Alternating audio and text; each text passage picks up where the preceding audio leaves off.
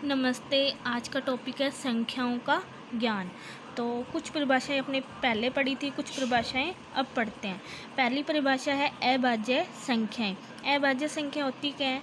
वह अभाज्य संख्याएं जिनको खुद से या एक से खुद से या फिर एक से डिवाइड हो उसे अभाज्य संख्या कहते हैं। जैसे 2, 3, 5, 7, 11, 13। इसका मतलब क्या है? ऐसी संख्याएं होनी चाहिए जो केवल खुद से भाग जाए या फिर एक से भाग जाए। जैसे 2 भी खुद से ही भाग जाएगी या फिर एक से जाएगी। ऐसी संख्या ही लेनी है अपने को, सिर्फ 2 ही बातें याद रखनी है। क्या बातें याद रखनी है? ऐसी संख्याएं जो केवल खुद से डिवाइड हो या फिर एक से डिवाइड हो। और सेकंड नंबर परिभाषा प्रेम्य संख्याएं। ऐसी संख्याएं जिनको p/q के रूप में लिखा जाता है और q नॉन इक्वल टू होना चाहिए। और p और q एक पूर्णांक है। इसका मतलब क्या है? ऐसी संख्या है जो बटा के फॉर्म में हो यानी कि p/q के रूप में हो, और q नॉन इक्वल टू 0 यानी कि q कभी भी 0 नहीं होना चाहिए, यानी कि q बराबर 0 नहीं होना चाहिए। जैसे 4/7, 4/9, और भी माइनस वगैरह में भी हो सकती है। ठीक है। अब इसमें आगे इसी के जो क्वेश्चन आपने परिभाषाएं करके हैं, इसी पे बेस पे कुछ क्वेश्चन है। सबसे छोटी संख्या कौन सी होगी? सबसे छोटी संख्या क्या होगी? एक।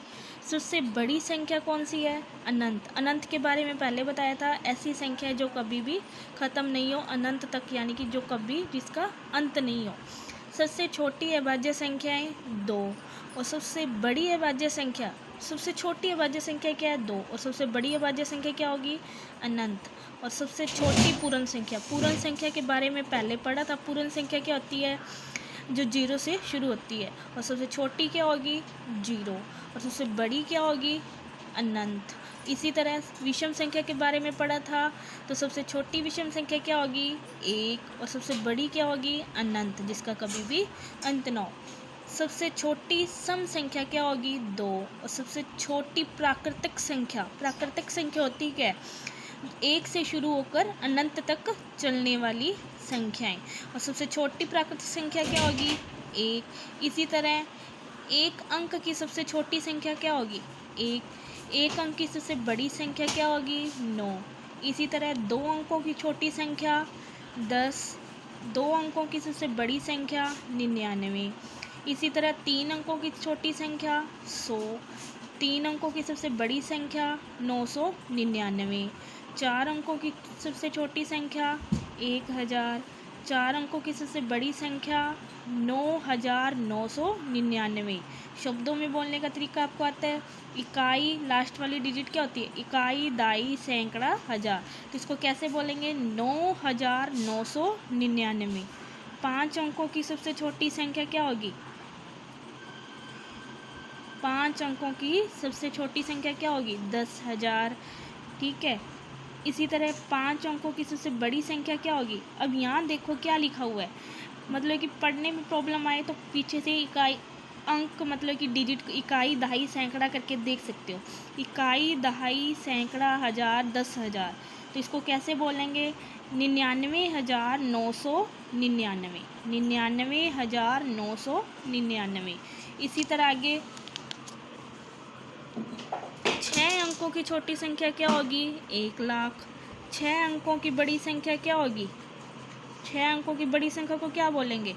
इसको क्या बोल सकते हैं? 9,99,999। 9,99,999। इसी तरह 7 अंकों की।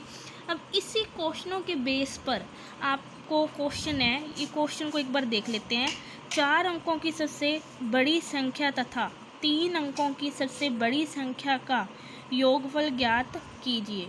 इस दूसरा क्वेश्चन आगे, 3 अंकों की सबसे बड़ी संख्या में कितना जोड़ा जाए कि वह 4 अंकों की सबसे छोटी संख्या बन जाए। इसी तरह 3 अंकों की सबसे छोटी संख्या का 3 गुना कितना होगा। इसी तरह अगला क्वेश्चन, 6 अंकों की सबसे बड़ी व छोटी संख्या को शब्दों में लिखो। ये क्वेश्चन आप करके देखना, कोई दिक्कत आएगी तो आपको बताएंगे। धन्यवाद।